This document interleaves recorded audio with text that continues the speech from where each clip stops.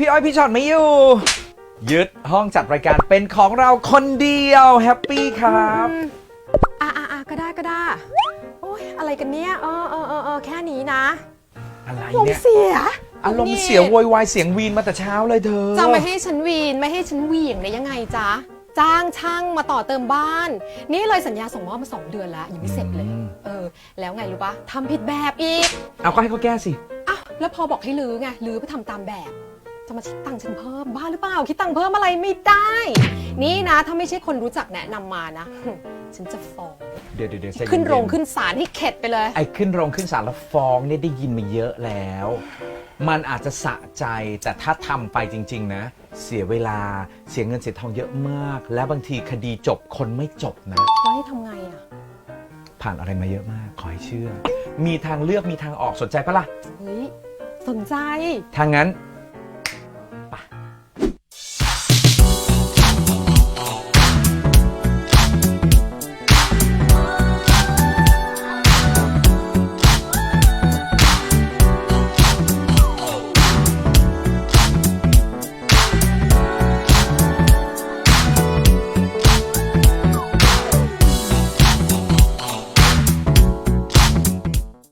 สถาบันอนุญาโตตุลาการหรือว่า THAC เนี่ยเขาเปิดให้บริการระงับข้อพิพาททางเลือกซึ่งง่ายๆเลยคือเขาก็จะเชิญคู่กรณีทั้งสองฝ่ายหรือคนที่มันทะเลาะกัน2ฝ่ายนี่นะสมมติฉันทะเลาะกับเพื่อนมาเจอกันแล้วก็ตั้งบุคคลที่3มาเป็นคนกลางในการประนอมหรือว่าจะทำหน้าที่เป็นอนุญาโตตุลาการเลยก็ได้ก็คือวินิจฉัยชี้ขาดไปเลยว่าเรื่องนั้นเนี่ยใครถูกใครผิดพอได้ข้อสรุปข้อยุติที่ชัดเจนก็ปฏิบัติตามข้อตกลงนั้นกันไปซึ่งวิธีนี้เป็นวิธีที่เขานิยมใช้กันทั่วโลกแบบเป็นสากลเลยทั้งคดีแพ่งแล้วก็คดีพาณิชย์เพราะอะไรรู้เปล่าเพราะอะไรเพราะว่ามันสะดวก1 2มันประหยัดเงินประหยัดเวลารวดเร็วมีอีกมากกว่าเวลาที่เธอจะต้องไปขึ้นโรงขึ้นศาลซึ่งโอ้ยขั้นตอนมันเยอะมากเหนื่อยมากจริงๆแล้วก็ยังรักษาความสัมพันธ์ที่ดีไปด้วยถูกต้องแต่ประเด็นก็คือฉันจะไปหาบุคคลที่3มาจากไหนนั่นแหละเป็นเรื่องที่ยากที่สุดแต่มีคำตอบให้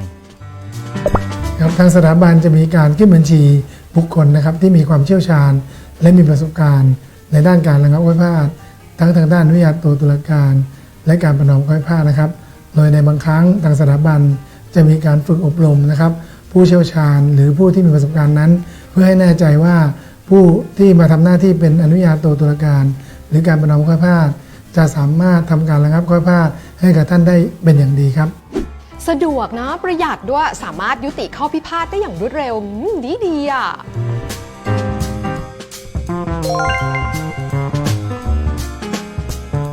ไม่ว่าจะเป็นเรื่องเล็กระดับบุคคลปัญหาการค้าแบบ SME หรือว่าข้อพิพาทระหว่างประเทศก็สามารถให้สถาบันอนุญาโตตุลาการหรือว่า THAC ช่วยได้หมดเลยนะครับหรือจะโทรมาสอบถามก่อนก็ได้นะคะที่เบอร์ 02-018-1615 หรือ www.thac.or.th หรือ Facebook THAC จะมีเจ้าหน้าที่ยินดีให้คำปรึกษาเบื้องต้นแล้วก็ขอให้คำแนะนำฟรีตลอดเลยค่ะวันนี้เรา2 คนลาไปก่อนนะครับสวัสดีครับสวัสดีค่ะ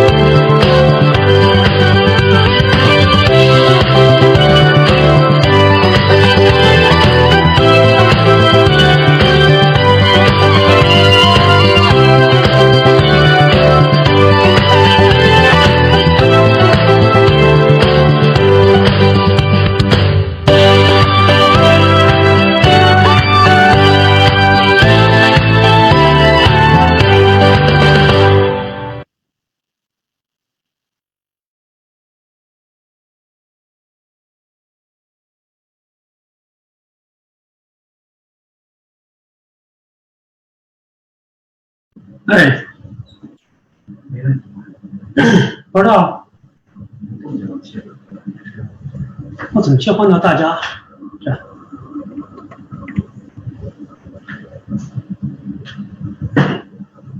大家还是静音啊。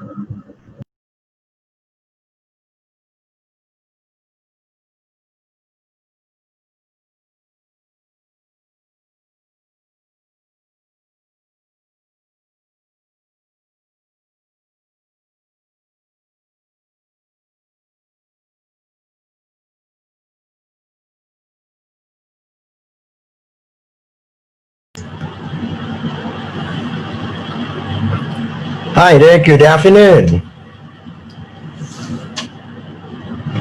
Good afternoon, everyone.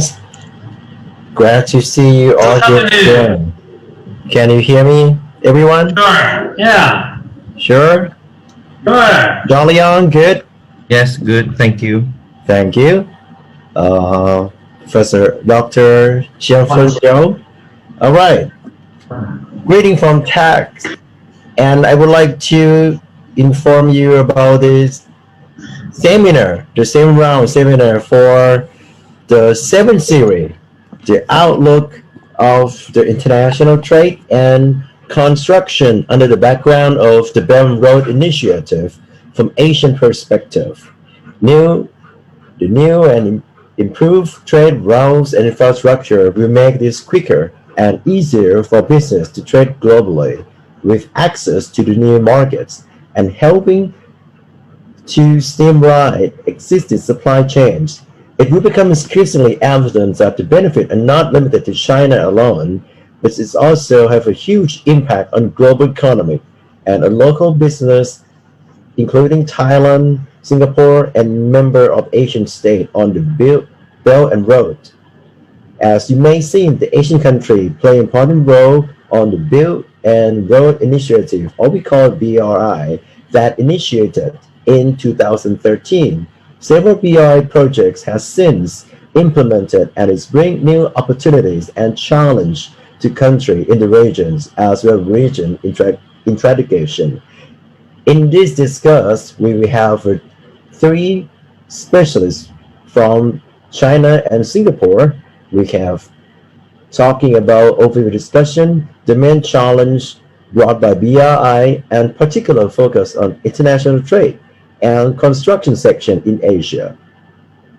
Today, we have time about the first round for 15 minutes each expert telling us about the idea of BRI, international trade and construction related to Thailand and members in this country. Today, we have 3 speakers that is become my honor. First one, Dr. Xianlong Zhou. The second one, Dr. Xue Wang. And the last speaker would be Mr. Sean Lee Yong from Singapore. All right. As I look at the Google and get information, I think it's really good that we have a great opportunity to talk to a lot of people about different idea and different perspective or dimension of BRI might have impact for us in this region. Okay.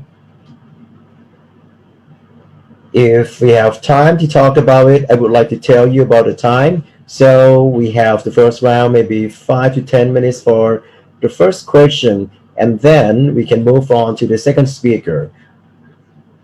Once in a while, if anyone has any question to ask or you have any particular topic that you like our speaker to explain more, please feel free to send me the message, or you can just telling us on the Facebook. That would be okay. All right. And the first one, we have a great honor to talk to Dr. Xue Wang, a managing partner and that attorney at law from Beijing and Guangzhou partner. Is that correct? And today we have a good topic about the challenging the the current economic situation of China and response measures and outlook of the world trade. And then we're gonna have a few more discussion topic about this one. Dr. Xiu Wang, would you like to tell us something more currently interesting issue about the COVID-19 crisis and decline of trade in goods and services today? So I'm the first one. Yes. Okay. Let me share my PPT with you.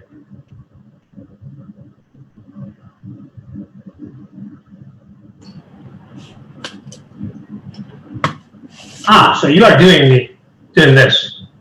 Yes, yes.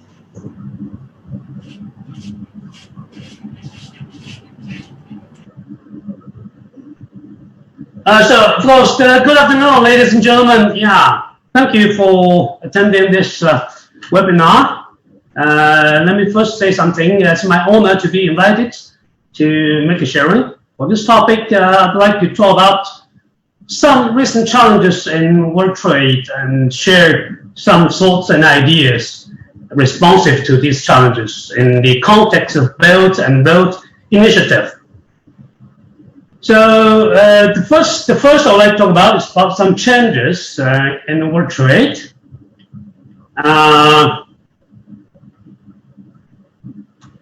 As we all know, the global economy is currently in the midst of a severe crisis caused by the COVID-19 pandemic. The global economic prospects issued by the World Bank forecasts a 5.2% contraction in global GDP in 2020. And also an UNTITLED report indicated that the COVID-19 pandemic cut global trade values by 3% in the first quarter of this year. And another report shows that the downturn is expected to accelerate in the second quarter with a quarter-on-quarter decline of 27%, which can be indicated in the right diagram I present you in this slide.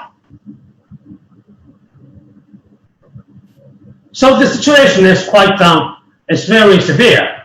So move to next slide, please. Yeah. So at the same time, the international trade in services also witnesses a very heavy drop by 7.6% year on year. The heaviest decline, of course, was reported in travel sector, which slumped by 24.4% compared with that in the last year.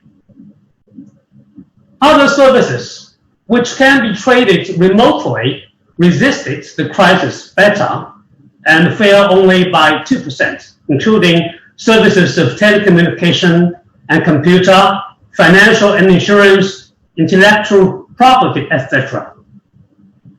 So that's what happened instead of trade in services. Another slide. So the spread of the pandemic has essentially halted international travel and disrupted global value chains, resulting in sharp contraction in global trade.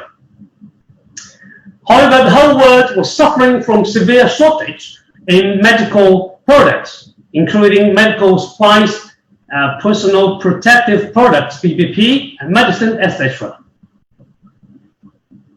But one report said commitments made on the various WTO negotiations and agreements have helped slash import tariffs on these products and improve market access, with the average tariff on COVID-19 medical products at 4.8%, much lower than the 7.6 average tariff for non-agricultural products in general.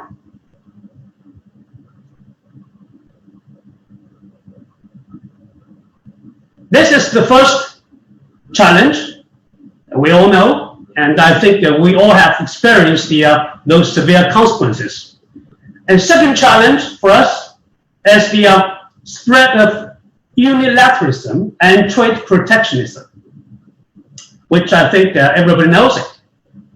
The first is shutdown of WTO appellate body and launch of NPIA. Due to the United States blocking the appointment of new members to the appellate body of WTO, the appellate body was finally paralyzed, given that only one judge of the appellate body still remains active.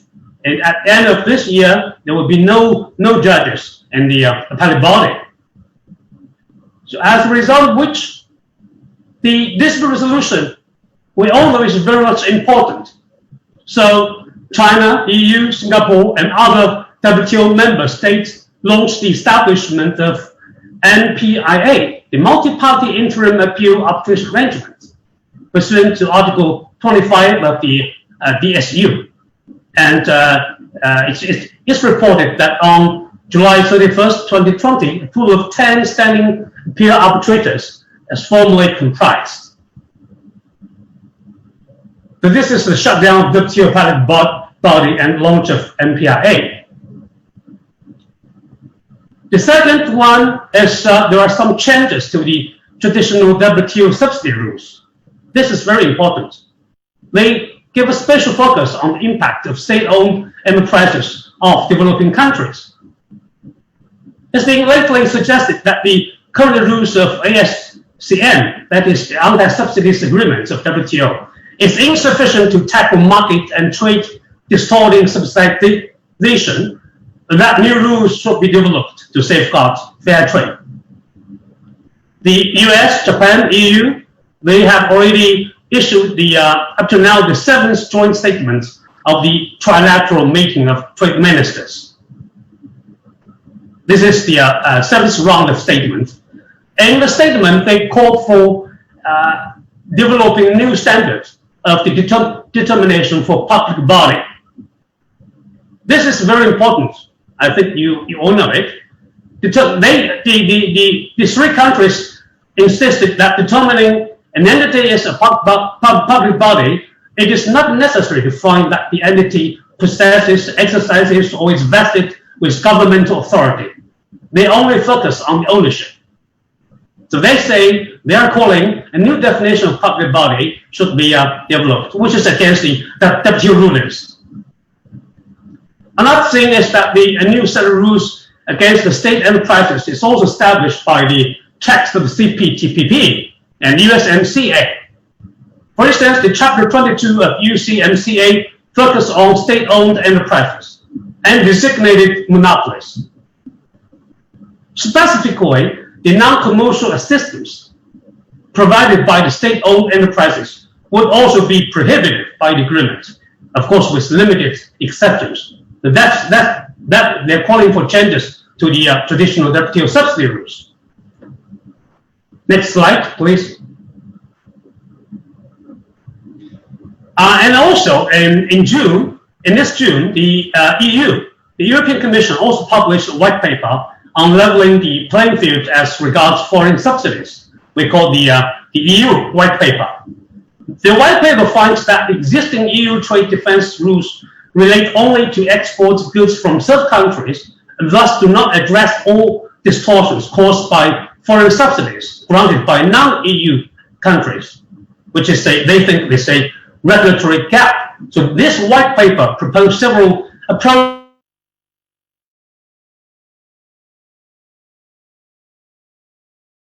important because they would like to expand all these rules to from trade and service in goods to trade in services.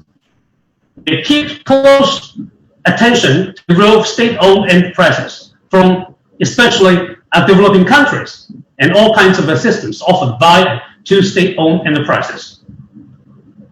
China and Chinese state-owned enterprises are confronted, of course, with fierce competition in global trade and investment. And also, some of the countries along by are also developing countries. So the state-owned challenges when doing business with US, Japan, and EU. So this is another challenge.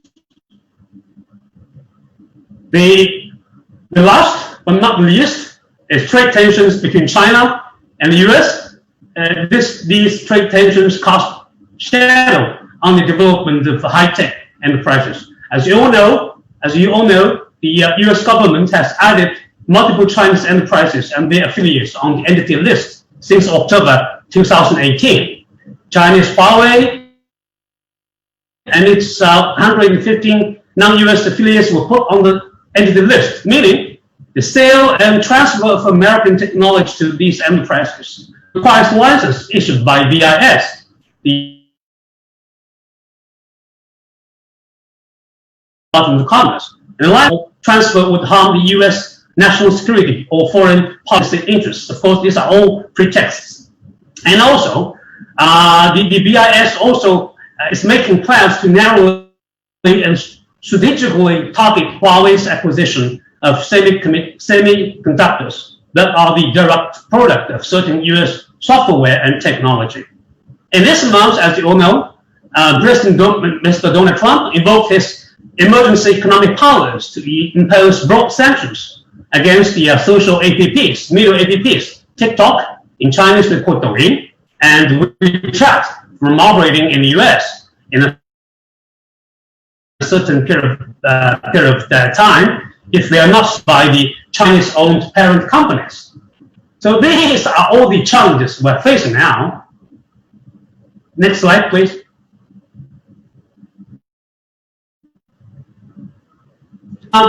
In response to the measures taken by the U.S., they put Huawei and other affiliates on the entity list.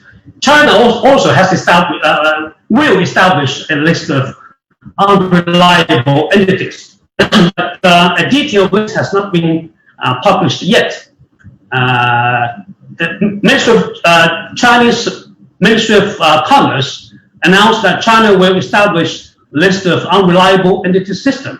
And it would include foreign business organizations or individuals which fail to comply with market rules, breach the contractual spirit, block or cut off the supply of Chinese enterprises from non-commercial purposes, and seriously damage the legitimate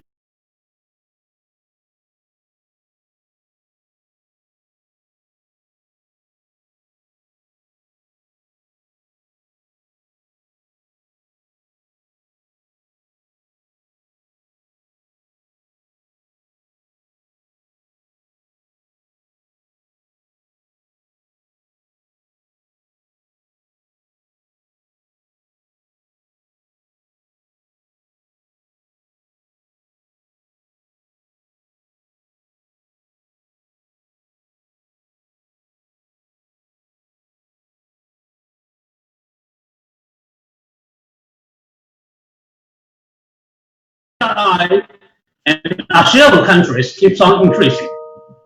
So taking the regional advantages, Chinese enterprises are playing a more important role in the global supply chain. In the first half of 2020, Chinese total import and export value decreased 3.2%, about 2 trillion US dollars. However, next slide, please.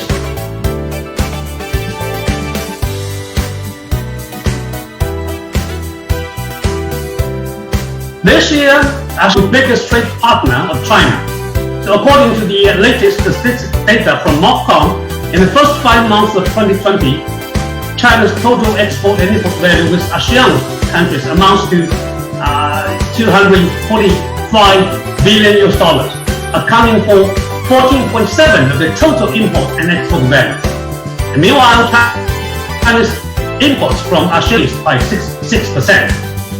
And China's total import and export with BRI countries amounted to 600 billion US dollars, decreased a little bit to 0.9%. Next slide, please.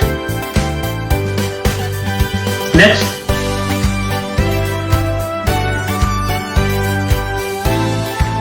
Concerning Chinese investment, the China's overall outward direct investments and also the non-financial ODI investments all declined something like 4.3 or 4.4% year on year. However, with regions along the BRI in most countries, accelerating the integration of digital technologies and the real economy, it is also expected that the high-tech industries and digital-driven products and services will continue to be popular among Chinese investors. Next slide, please. So facing all these challenges, despite all the challenges that I just now mentioned, countries along the BRI have already benefited from the initiative to combat the pandemic and to cope with the challenges and to expect an earlier economic recovery. We might consider the following points. First, to boost bilateral regional coordination and cooperation, the China-ASEAN countries cooperation set up a very good, successful example. The BRI has effectively driven economic cooperation among countries in Asia and Africa.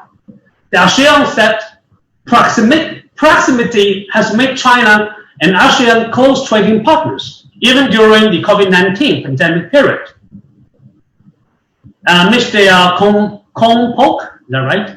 The Deputy Secretary General of ASEAN has ever said, before the COVID-19, we were on a positive trend, and now amid pandemic, it intensifies our efforts to bring our trade closer to one another. So, which means the importance of boosting bilateral or multilateral cooperation. So during the January-May period, the first 5 months, I just said, ASEAN remained as China's largest trading partner. So the economic coordination and cooperation in regional and multi-regional areas should play an important, essential role as a significant means of international trade. And I would say this is exactly where the BRI will shine. Next slide, please.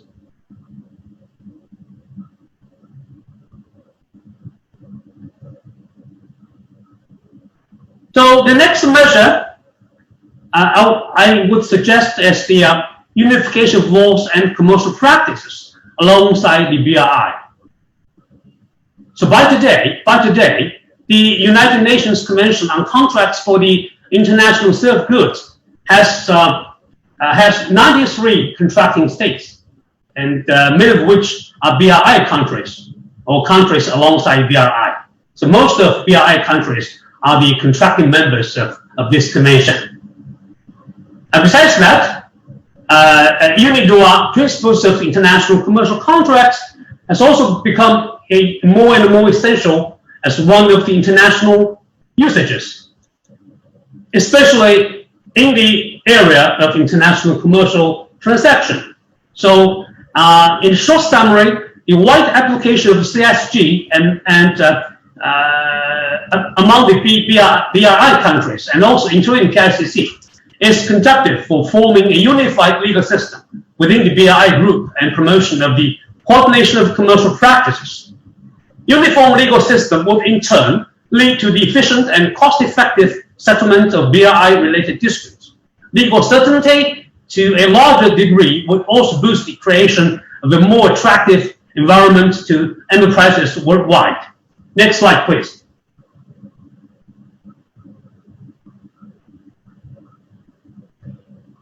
In China, together with other countries alongside BRI, China may consider issuing policies and regulations to promote unified legal practice.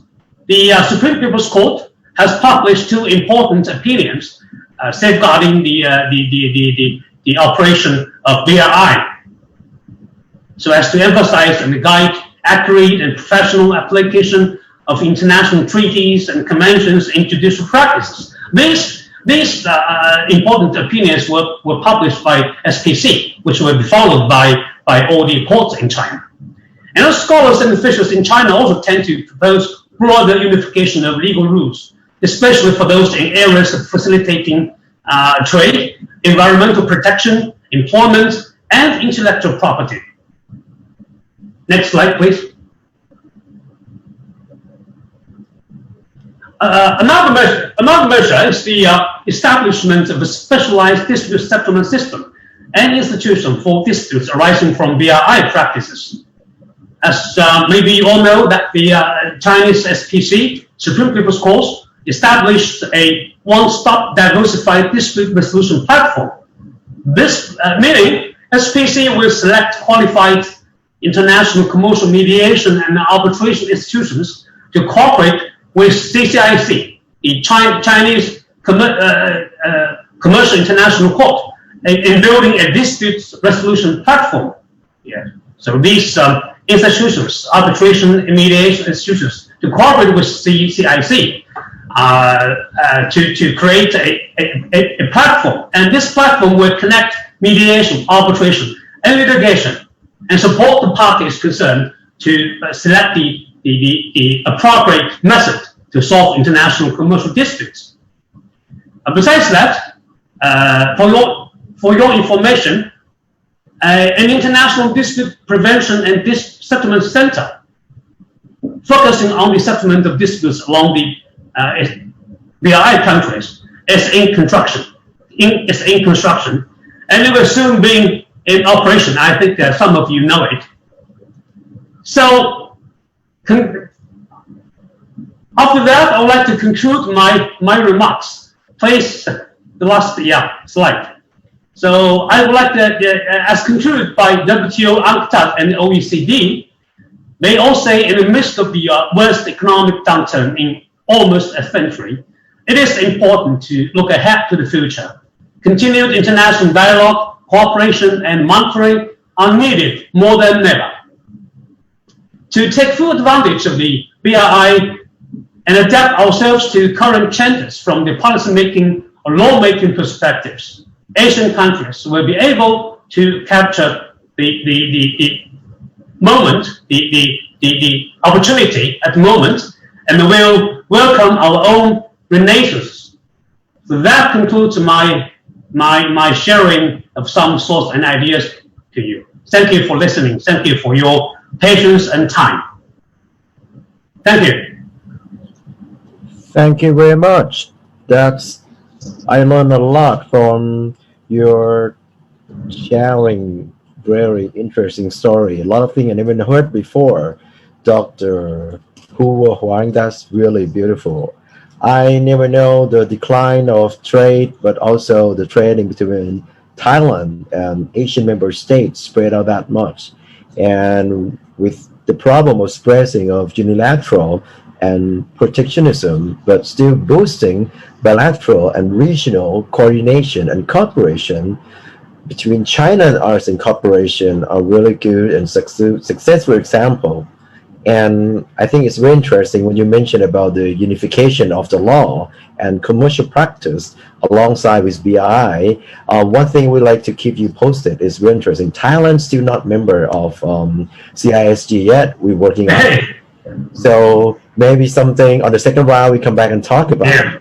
All right, that's very interesting. So I think we capture a really good understanding about it. Now,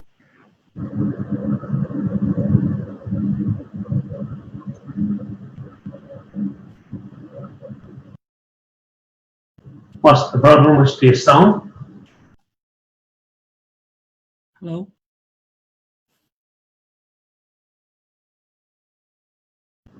Jianfeng, what's happening? I don't know. 我也不知道发生了什么。What's happening? It's off. This moderator is off. This might be.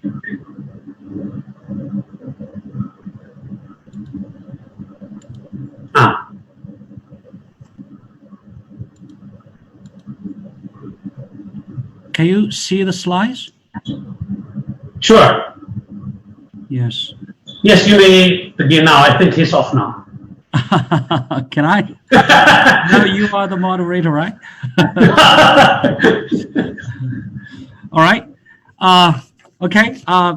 There might be some IT problem with Dr. Ninit. So let's begin my presentation. Just following Dr. Wang's excellent presentation. My topic is various scenarios and remedies caused by COVID-19 under international construction contracts. Well, as you know, COVID-19 is having material and global impact on the delivery of construction projects across the world. Many of these projects are being delivered and the various... Oh, I'm sorry, Dr. Is it? Well, just to proceed with the presentation, just to, for saving more time. It's up to you now. Dr. Yes. I'm terribly sorry. I just launched this from my university, and I think for some certain reason, it just got the problem with technical problem. Sorry about that. Anyway, this is happening in Bangkok once in a while, so that's why we need to hear. Let me do my job a little bit, all right, before you continue your presentation. Yeah, sure. We start talking about your topic since yesterday. There's a lot of good information that we work from right now. And our speaker is Dr. Elvis Joe. He's a partner at Jung He LLP. Dr. Joe specialized in construction and engineering law. Prior to joining Jung He served as managing partner of Herson Law Firm in alliance with Pearsons Mason LLP. He retained as an adjunctive professor at Tsinghua University. Wow, that's really good. And now he's the vice chairman of the Construction Law Society of China and arbitrator of Beijing International Arbitration Center, or BIAC, and China International Economic and Trade Arbitration Commission, or CINTAC. Also, our speaker today specialized in law-related construction and engineering for energy and infrastructure project, especially for EPC project construction, insurance and bonds, claim, counterclaim. So I hope we can learn a lot from you, and not also this time. Another good reason is because he has the first PhD in engineering law in 2004, and he became the member of the Chartered Institution of Building, or MCIOB, and a member of Royal Institution of Charter Surveillance. So that's why I read the topic yesterday, and as you slide, I think our audience really want to hear your presentation for today. Thank you very much. I hope nothing come to turn to my problem again. Now I give the floor for you, Dr. Elvis. Well, thank you, Dr. Nisit. So it's my pleasure to give this presentation. So, as you know, COVID-19 is having a material and global impact on the delivery of construction projects across the world, including BRI countries and regions. So many of those projects are being delivered under various forms of contract, such as FIDIC, ENAA, GCT, etc. So this presentation contains an outline of the provisions in various conditions of contract for construction projects, which can be found relevant with regards to likely scenarios that are arising as a consequence of COVID-19. There are many factors which come into play with regards to COVID-19, resulting in numerous possible scenarios and international and relationships. This presentation takes the approach of outlining several possible scenarios to which relevant contract likely responses are provided. The parties to the construction contract can decide which scenario is most applicable to their case at hand. So the contractor has a general obligation to be responsible for the safety of all its operations and activities, and holds specific health, safety, and environment obligations. You can see the standard forms of contract usually stipulates in particular with this respect. When it comes to the employer is generally responsible for ensuring that its personnel and its other contractors comply to some extent with the same health, safety, and environment obligations which are imposed on the contractor. So let's go to the first scenario. The local authorities or government have issued order or decree preventing construction activities and execution of the works on site has now become impossible. Consequently, the contractor and or the employer is prevented from performing obligations under the contract. So first, an investigation is to be made whether this situation could qualify as force majeure as defined under the contract or a law. And effective forms of contract 1999, it provides that the force majeure means event or circumstance which is beyond the party's control.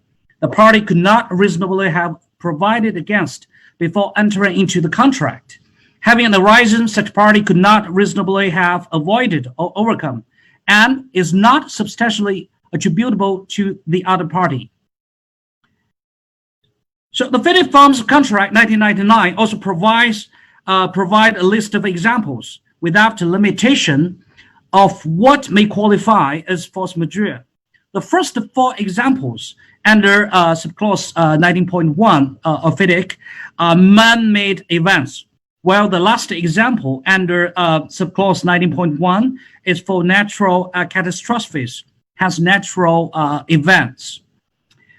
Taking consideration of the fact that pandemics or local authorities or governmental actions are not listed as part of the list of examples, COVID-19 must be subjected to the test in the definition of force majeure so as to decide whether COVID-19 qualify as force majeure event.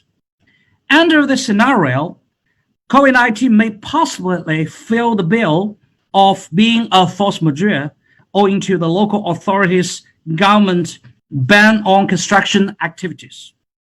But for such a ban, a force majeure case may still be argued, although the most problematic part of the test appears to be whether a party could not reasonably have avoided or overcome the event. It can be argued that the implementation of the relevant health and safety measures may make it possible to overcome the said COVID-19 event. As to the entitlements, the parties would have to look at which obligations are prevented by this force majeure and notify accordingly per the relevant clauses. First, the consequence under the contract of a force majeure is that it excuses performance of the said prevented obligations. Ultimately, the contractor may be entitled to an extension of time for any resulting delay in accordance with relevant clause. Financial entitlements appear unlikely given that those arise only in junction with some man-made events referred to in the FIDIC contract. The next scenario is the local authorities or government do not promulgate any new piece of legislation or regulation banning construction activity or works on site. However, the first sub-scenario is the contractor is facing difficulties in mobilizing its personnel who fear for their safety and in obtaining goods due to issues in the supply chain.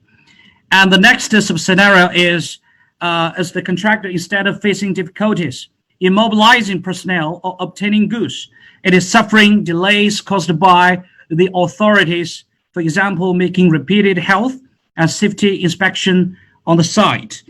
For these two scenarios, so the parties can usually find some clauses which entitle the contractor to extension of time under the FIDIC forms or other standard forms of contract.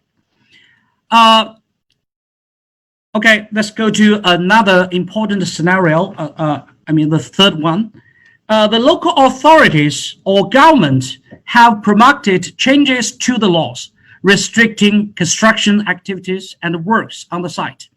The parties are still able to proceed with the works. However, the contractor is suffering delay and or incurring additional cost as a result of those changes.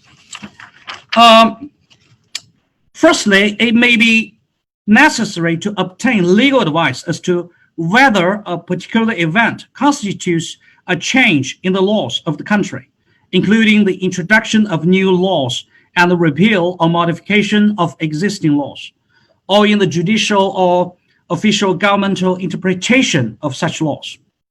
Emergency laws or decree that are issued right now across the world in different jurisdictions are likely to be treated as change in laws, given the broad definition of laws provided in FIDIC forms and other standard forms of contract.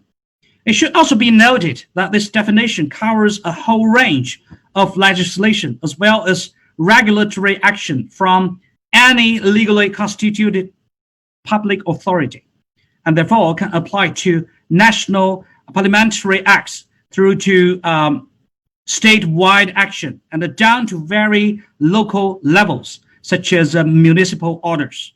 The parties to the contract should not be limited to thinking that the word laws refers to legislation only.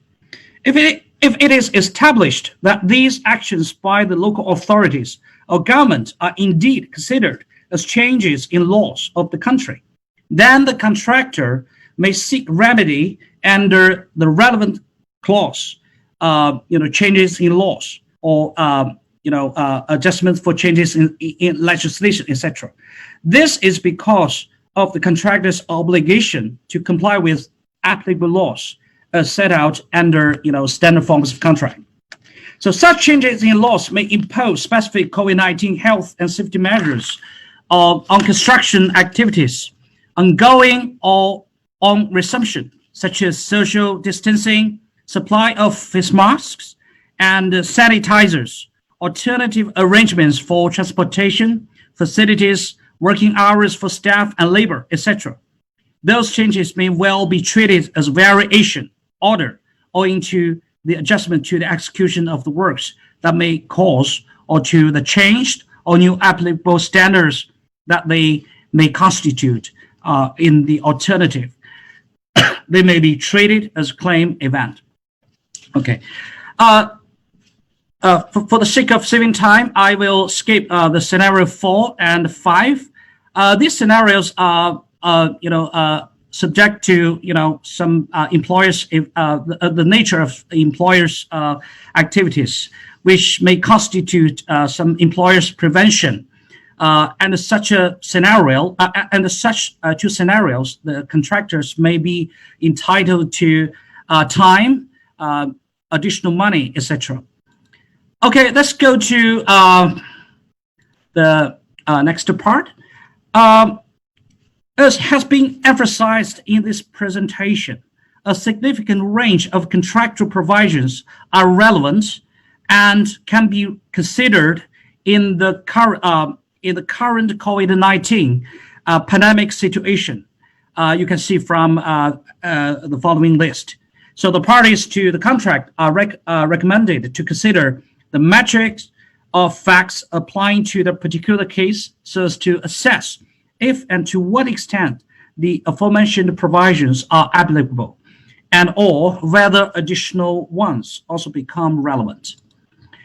The parties to the contract shall note that solutions to project difficulties are not only to be found within the four corners of any contract. Care should also be given to the following. So the first is the impact of the governing law of the contract.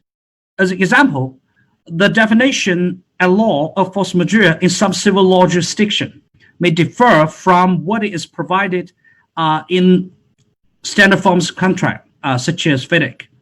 So the second is the decisions and recommendation from governments and authorities. As an example, where various governments are currently recommending public authorities on public funded works to stay away from a literal or rigid application of contract terms, which may significantly harm their supply chain, and instead to implement jointly agreed alternative contract terms providing for COVID-19 specific relief regime so as to preserve cash flow and keep the supply chain alive over the crisis. So the third is social responsibility. As this crisis progressively impacts everyone globally, if every business shelters behind hardline and rigid approaches, this can lead to a booming escalation of insolvency cases with a severe knock-on negative social effect on societies at large. So last but not least, long-term versus short-term views. Little or nothing can be recovered from insolvent business. Enforcing strict and rigidly contractual rights may not be in one's long-term interest if that means bringing one's own supply chain to collapse. So that's the end of my presentation. Thank you for your time. Thank you very much for sharing your knowledge. It's very interesting about the various scenarios and remedies caused by COVID-19 and under international construction contract. We talk about that in Thailand, but not in really full detail like what you just explained to us. It's really interesting that the health, safety, environment, contractual obligations to the parties. So one thing may be a little bit interesting because Thailand is not really, has a large number of infectious people since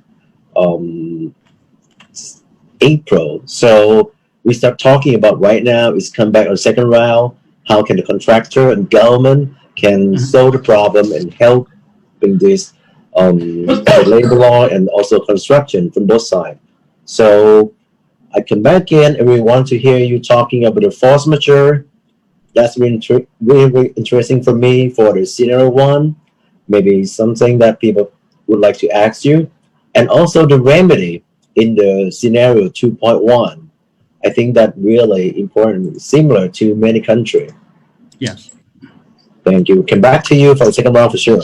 And then the third speaker, we have two speakers from China and the last speaker from Singapore. Mr. Sean Leong. He is an international arbitration specialist with more than a decade of experience in complex cross-border commercial disputes. He is ranked as Singapore's most influential, youngest international arbitration specialist from the global law firm by Singapore Business Review. Sean holds a judicial role in the Supreme Court of Singapore as magistrate and assistant registrar of Singapore Court, where he was involved in the establishment of Singapore International Commercial Court, or SICC, as secretary of SICC Committee. Mr. Sean also is the first Singaporean to be appointed as arbitrator on the Tishkang International Arbitration Center and hold other arbitration appointments with Premier International Arbitration Center in India, China, and Asia. Wow, it's very good for us. We have you here, Mr. Sean Leong. We have a lot of topics talking about you from your perspective. You can see it from Singapore about Thailand, China, and other member states in Thailand. What do you think about what are the emerging trends in cross-border Belt and Road dispute after the COVID? Thanks very much, Dr. Nisit, and it's a privilege to be here with such esteemed speakers, as Dr. Elvis and Dr. Huang. So very pleased to be here in good company, and of course with yourself, Dr. Nisit. Thank you. So I would like to just, I didn't prepare any presentation, apologies for that, but I did prepare a few points to talk about. And, I would like to invite questions. So hopefully it will be an interactive second half of the session where we can see more of the audience engage with the speakers. Right. And speaker can add a speaker too. That's right. That's right. So I would like to cover the emerging trends for Belt and Road disputes. And really, I think the first emerging trend I would like to speak on is, as far as Belt and Road construction matters are concerned, time is always of the essence. And we know that because of COVID-19, because of the pandemic, a lot of construction projects have come to a standstill, have come to a stop. And every single day a construction project stops, companies are losing money, right? So from a common law perspective, we have liquidated damages, where every day, you need to pay for a certain sum for the delays in projects. So for Belt and Road disputes, really, what you really need is an expedient resolution of your disputes. And what we see, the first emerging trend I want to see is that everyone has started running to the courts, but the courts don't have sufficient capacity, right? Throughout the world, right? I'm not going to pick on any jurisdiction, but the general trend is that the courts from different countries are finding themselves jam-packed with a lot of cases. And so there's a logjam, right, of cases where the courts, they do their best, but they cannot handle the volume. Now, this is where international arbitration comes to the fore, where arbitration plays a complementary role to help support and ease, the strain on the judicial resources throughout the world, right? And you do see more and more Belt and Road disputes being arbitrated for the past few months. There have been an increasing incidence of arbitrations in the infrastructure, construction, and energy sectors. I don't need to belabor the benefits of arbitration, but from clients' point of view, arbitration is confidential, so that helps preserves reputation and to some extent preserves the relationship even. And arbitration, very importantly, can be very expedient, because if you look at a certain courts of country X, you might have 20 senior judges, right? And they might have 150 cases to deal with. But for international arbitration, you have your arbitrators to select from. So in terms of the judicial resources in the arbitration stream, and you also have awards that are internationally enforceable under the New York Convention. And last but not least, even before the pandemic, arbitration has already incorporated rules and systems into its mechanisms, using technology to make it more easier, for disputes to be adjudicated from different parts of the world. So I think the first emerging trend to take note of is the courts are facing a logjam of cases, and companies are shifting to arbitration to resolve their Belt and Road dispute. The second trend, right, that is being observed here is that with the increasing globalization of Belt and Road initiatives, right? So if you see that if you look at the world map in terms of the Belt and Road map, so to speak, you would see projects in Russia, projects along the Russian corridor in Central Asia, right? The ancient Silk Road, all the way to Southeast Asia, right? So the Belt and Road projects really cover a huge geographical range, right, in terms of the projects you're looking at. And really the trend here is that because of the huge diversity of the different laws in different countries, the desire for neutrality, right, becomes increasingly paramount. So I give you one example. If you have a Chinese company investing in an infrastructure project in ASEAN, so it could be Myanmar, it could be Vietnam, it could be Malaysia.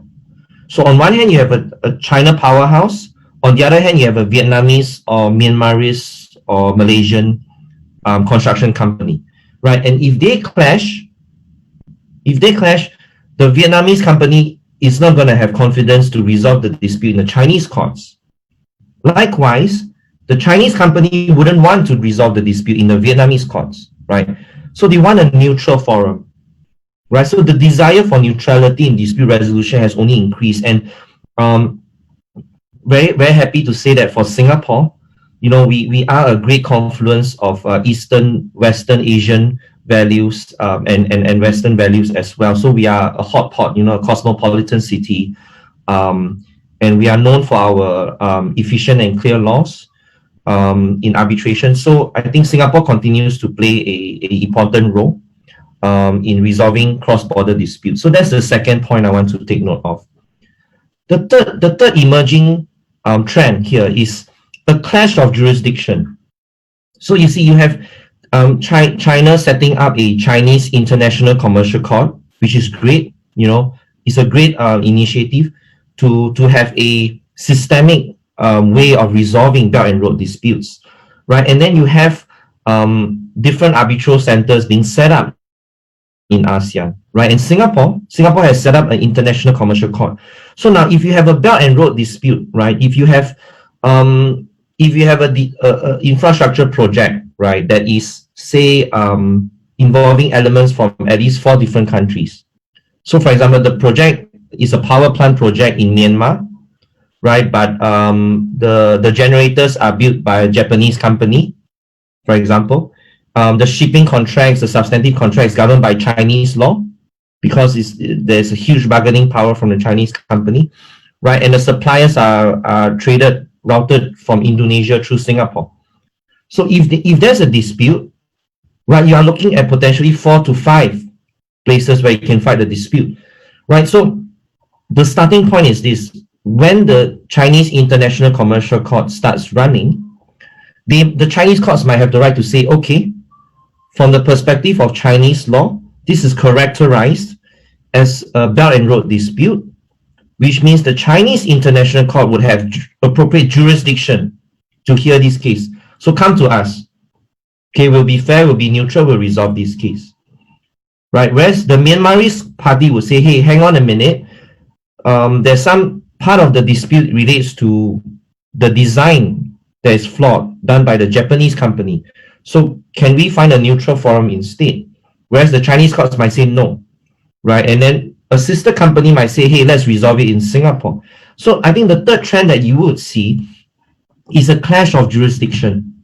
Now, what does that mean for parties? What it really means boils down to 2 things, right? Which is you need to be very precise on your documentation in terms of the scope of rights, in terms of the scope of the dispute resolution provisions. In your major project, you might have 6 documents, and each different document, you might have a different country, right? So you need to be careful, and you need to have a certain way to manage that, right? The second implication for parties is that you need to be very careful when you're faced with a dispute. You need to be very careful on what are some of the strategies, the tactics, and the tricks that you can use to buy time, right? So if I'm being sued in a certain jurisdiction, does that mean I have to fight there?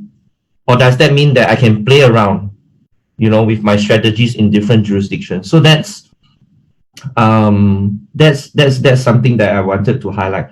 The 4th emerging trend, the last emerging trend that I would like to highlight is this.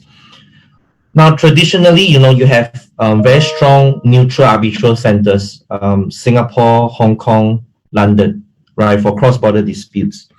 But for Belt and Road contracts, right, you do ultimately the selection of the arbitral seat, the selection of a dispute resolution option boils down to the bargaining power.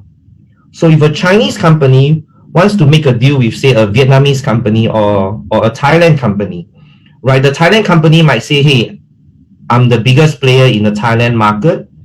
I want to choose Thailand Arbitration Center, right, as my dispute resolution center. And the Chinese company would have no choice, right? So the 4th emerging trend is because of the globalization of Belt and Road projects, because of the increasing prominence of the cross-border nature of these projects. The 4th trend is that the developing arbitral seats are gaining prominence, right? So you have the Vietnam International Arbitration Center, for example, who has very recently have a tie-up with the Korean Arbitration Center. So with the infrastructure projects in Thailand, obviously with Thailand Arbitration Center, the prominence is growing as well. So, while the traditional hubs like Singapore, we remain strong and we keep having an important role, I think our ASEAN brothers and sisters are finding that, the arbitral centers are rising up, becoming more progressive, becoming modernizing their rules. So that is an increasing trend that I observe, that parties are increasingly accepting different ASEAN seats to resolve their disputes. And even for as for China as well, it continues to grow. CTEC is very strong. Beihai Asia has increased its prominence in ASEAN as well. So that's the fourth trend I wanted to speak of. So I think, Dr. Nisi, these are the emerging trends that are being observed by my clients at the moment. Right. That's very interesting. Thank you very much. It's really interesting for us to keep in mind about the crisis of jurisdiction and some topic that we're not really talking about yet. Good news, you know what? We have quite a few questions from the audiences today. How about I read the questions that I sent to you all, and any one of the panelists would like to answer the questions, please feel free to do so. About the first question, I got the question state that how is possible to reconcile the provision of force majeure with the emergency acts issued by many governments in relation to the COVID-19?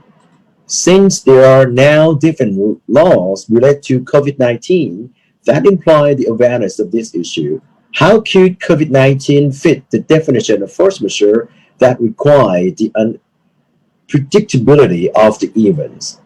That's really good question for the first one.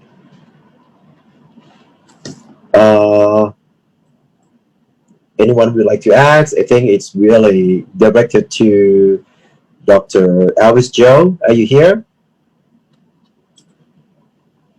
Yes, here I am. Yes, you got a question clearly? Yes. How could COVID-19 fit the definition of force majeure that requires the unpredictability of the event? Yes, I agree. This is very interesting question. I think under different jurisdictions, there are different tests or rules, relating to force majeure. When it comes to the unpredictability, I think most of the jurisdiction has such a test for event to constitute a force majeure. But there are also some exemptions. When it comes to unpredictability, I think for most of the contract which has been entered into and under the implementation stage, it might not be a problem, because such a pandemic cannot be predicted by the parties, before entering into the contract. But I think it could be a problem, a realistic problem for the parties who are entering into contract, or just before the execution of contract, because the COVID-19 has been ongoing, such a ongoing event which cannot fall within the unpredictability test.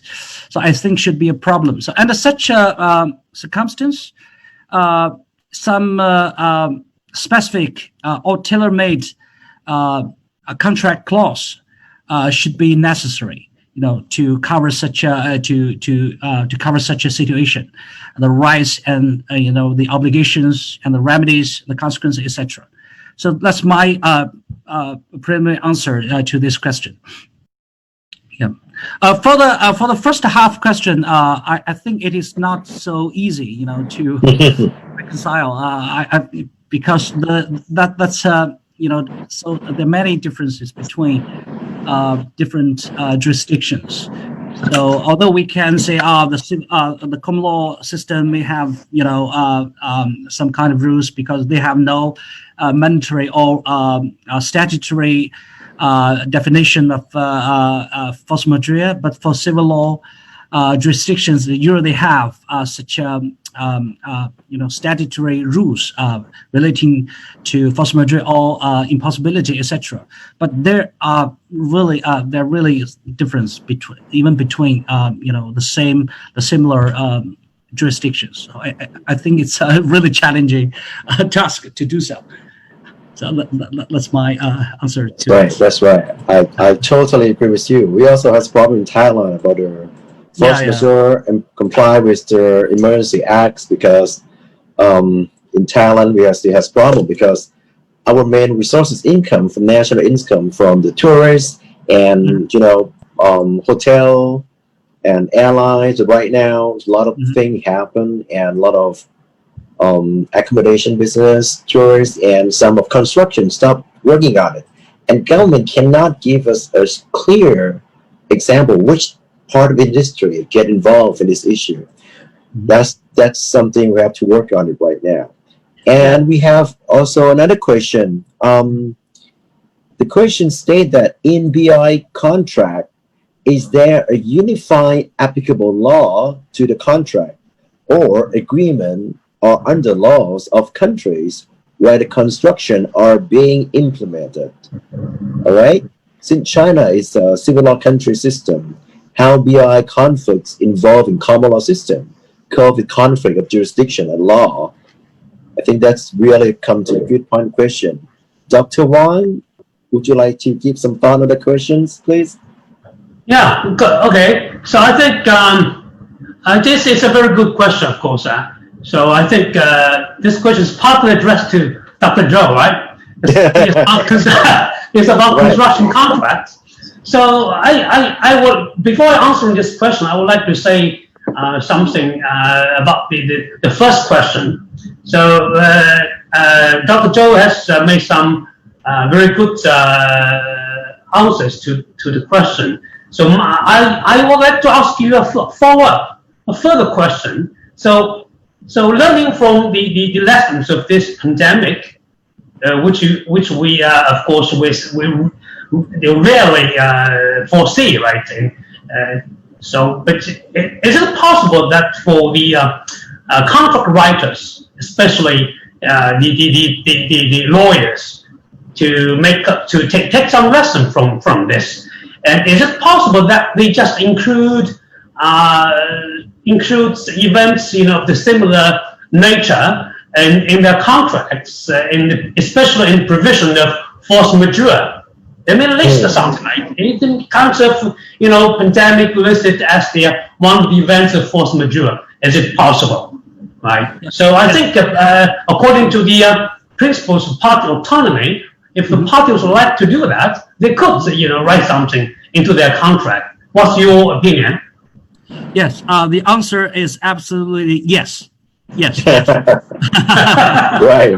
Actually, some I think Standard Forms Contract Committee has done so. Like in UK, I don't know if this is the same situation in Singapore, but we already have seen some standard clauses introduced under such a circumstance, which call I think pandemic event. Just for the use such a standard clause so that they don't have to argue if this constitutes force majeure, etc. Because the threshold for constituting a force majeure event is really, really high. So it's good suggestion. Absolutely fantastic advice from Dr. Wang. Thank you very much. So concerning the second question, as I pointed out in my sharing, is that I suggested that the unification of laws to some extent along the Belt and Road countries. Actually, it is possible, and also it has been done by UNIDROIT or UNCITROIT. So for instance, the CSG I mentioned, the United Nations Convention on Contracts for the International Self-Goods. There are up to now 93 countries who are the parties to this convention, including civil law countries or common law countries, right? It seems to me that the Commonwealth countries are not liking this convention very much, especially Britain is not party. But the US, the America is the founding contracting party of this convention. So I think that in the international level, great efforts have been done to unify the laws or regulations, especially regarding commerce or business, right? And also, in addition to that, we have some very important trade usages, like Incoterms, right? Incoterms, the trade terms we have to follow in doing business, in doing international trade. We have UCP, right, regarding the letters of credit. We have the collection rules, banking collection. So all these rules are the, I should say, reflecting the efforts by parties to unify the law concerning sale of goods or the settlement of bank accounts. So yeah, so we have experiences, we have efforts down, and also another concerning this question, of course, is about contract application. There is an also important UNIDROIT principle, UNIDROIT, let's say PICC, UNIDROIT principles of international commercial contracts. So many of the provisions have been followed by countries, either from civil law countries or from common law countries. Even in the drafting of Chinese law, and we also learn a lot or take a lot from that model principles. So I think it's possible. And concerning the difference between civil country and case law country and code of law country, I think that there's not clear distinction now. Let's take China's example. We usually don't follow any previous cases. We don't have the force of case precedent. We don't have that force. So what we have to follow is all the rules, laws, regulations, rules. So we don't follow cases. But as of today, cases are more and more important now. Especially, following the judicial reform in China, all the court judgments or rulings must be, published openly in a special website under the SPC. So you could check all the judgments there, all the court rulings there. So naturally, so we are getting to some extent of previous case following now. A little bit, to some extent, there's a kind of case presidency. Not very, actually, not very far. I think it should be this month or last month. The SPC, the Supreme Court of Justice, also published a kind of interpretation for the collection of cases or for case research, and they published that interpretation, we call judicial interpretation, for the purpose of unify the court's judgments or rulings regards to same matters. Previously, we would get different court judgments about same subject matters, and now if we follow the previous cases, so this scenario will be less. So let's amplify this to the international level. So I think for several countries we are not so unfamiliar with the common law system now, and also the common law system. Okay, they're also there are more and more laws, civil laws, regulations, or acts. Or lots of enactments. So I think there has been a kind of more and more unclear distinction between the case law and the code law system. Yeah, thank you. Thank you very much. That's really good. And I just have one input, Yeah. very small one. please, please. Yes, I think irrespective construction sector, if the party decided to choose, a government law instead of, the local law as the merit law, English law usually be the first priority for parties, involving the Chinese party to choose, followed by Swiss law. So I think that's also can solve some problems as mentioned by the audience. Right. That's very good. Would like to ask some question for Mr. Liang. Are you here? Yes, Dr. Nisi. Hi. All right. I see a very good perspective from China, but right now in Singapore, I heard about a lot of unification of the law and interesting idea of international commercial court. They might solve the problem or maybe not. We don't know.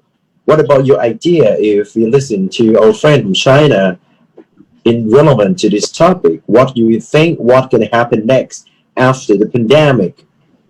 What would happen? What role in Singapore? Thanks for that, Dr. Nisi. That's a really interesting question. I would just like to share some quick views on the two questions that were posed. Sure. So the first question is about reconciling force majeure with all the laws set by the governments, right? So we really observe quite a lot of interesting trends from helping Right. clients in the current situation. You see, the ultimate essence of force majeure is not some amorphous concept that you pluck from the law. It boils down to the language of your contract. Every force majeure provision is a little bit different. So as Dr. Elvis so know, if you have a force majeure clause in project A, you cannot assume it's exactly the same in project B, right? So what are the rights?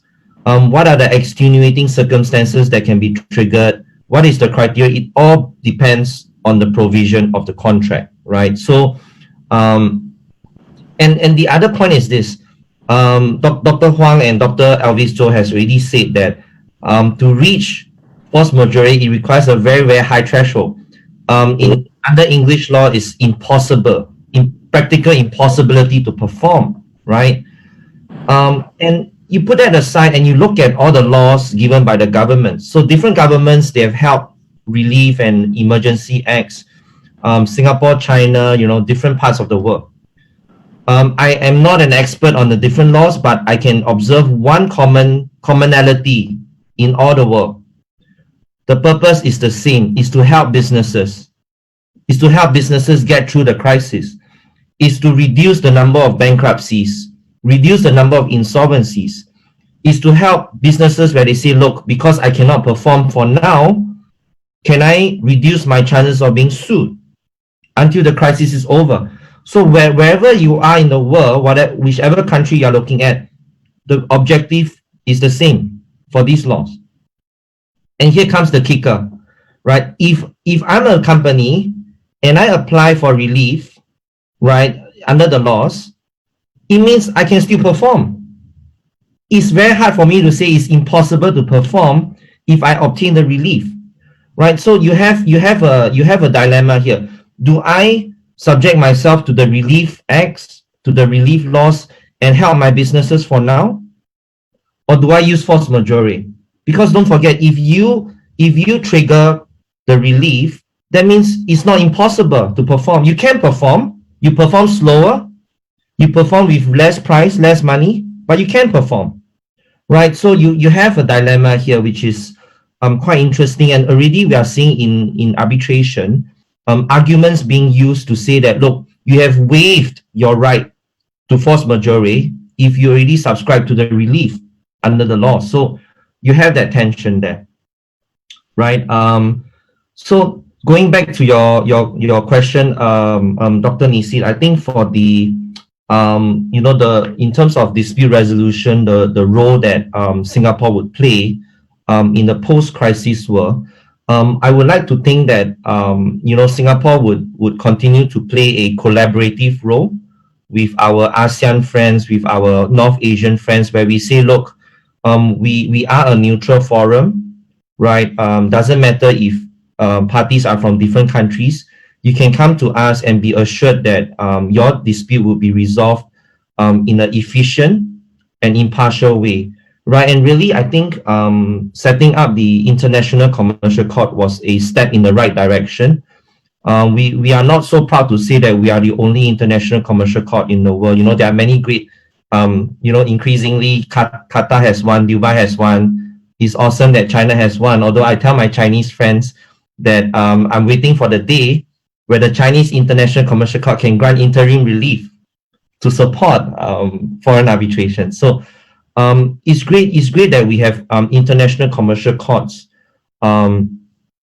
being set up around the world. And I think what the next step would be to have memorandums of understanding.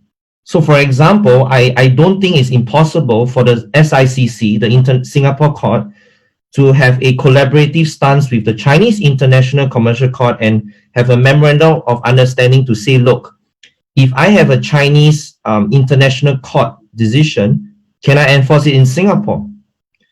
Likewise, if I have a Singapore International Commercial Court decision, can I enforce it in China?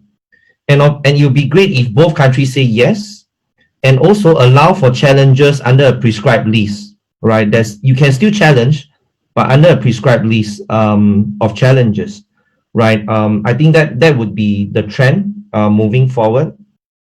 And I think the other trend is that you will see International Commercial Court taking on what I would call its true role, its essential role, which is what I advocated in David Foxton's book, that one true role of International Commercial Court is to be the seat supervisory court for the arbitration, because no arbitration can exist in vacuum.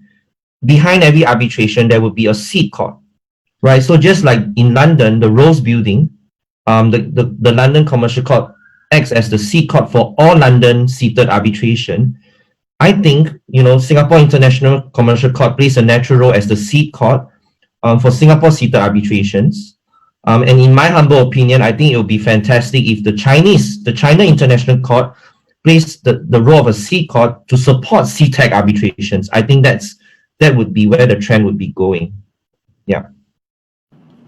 Thank you very much. I have not much time, but I would like to ask Dr. Everest and Dr. Wang what you think about International Commercial Court dispute. Is that possible for China? What do you think about it? Dr. Wang is the top expert, so it's up to How do you like the idea? Is this take time to go, or? I think China's CICC will play a more and more important role in the dispute settlement or in the sphere of supporting the arbitration. One thing I would like to let you know is that I mentioned a one-stop diversified platform, right? So that's established by the Supreme People's Court, and they just use this as a platform to connect arbitration and mediation institutions, clients, or the they call international law advisors in the panel of advisors in CICC. Just now I got to know that Leon is also a colleague of Dr. Michael Huang, who is also a advisor of CICC. So there are lots of foreign law experts serving as the advisors in the CICC. So one thing is that it would help them to dignify the foreign law or to interpret foreign law. This is one thing. And the second thing is that they just connect institutions, arbitral or mediation, users. I just say that advisors. And now there are only five or six institutions like CTAC, SIAC, or BAC, several. And I think this list will cover more, will include more. Like hopefully it will be, let's say, SIAC, okay, THAC, okay, why not, right? So meaning when clients come across some kind of dispute, they would go to CICC and CICC say, hey guys, stay calm. And first, let's go to mediation room. Okay, mediation room. We have so many institutions here. We have so many experts here, either Chinese or foreign. So why don't you mediate the case? Right. So if you can't mediate the case, okay, do you like to solve your disputes by arbitration? If you say yes, okay, we have so many arbitral institutions here on the shopping list. You choose one. You pick one, right? If they pick PIC, SIAC, okay, go to Singapore, right? If they pick CTAC, okay, in China. So I think they by creating this CICC, they are really trying to give clients more opportunities, more shopping lists, I think. So yeah. So this is about the CICC, but I think that there will be and there should be more improvements. For instance, whether the CICC could hear a case in English, not in Chinese. And now the official language is Chinese, but they could do the translation, of course. So can you hear the case in English? Right? Can you render your judgments in English? Can you include some foreign judges, either from civil law countries or common law countries, to act as your own judges, like what Singapore International Commercial Court does, right? So I think there should be more improvements. Yeah. So and also in terms of support they might give to arbitration mechanism, I think the CICC, Chinese International Commercial Court, should do more. For instance, to granting preservation measures, right? To make any final decisions concerning the recusal of arbitrators, right? Concerning emergency arbitration matters or laws. So I think we have lots to improve, and we have lots to import from modern law, right? Because Chinese arbitration law is very obsolete, outdated. It was published in 1994, taking effect in 1995. So many years have elapsed, and we are now trying to bridge the gaps between the Chinese arbitration system and international arbitration practices. So if we do not amend or rewrite our arbitration law, that can't be achieved. So far, according to the Chinese arbitration law, ad hoc arbitration is not permitted.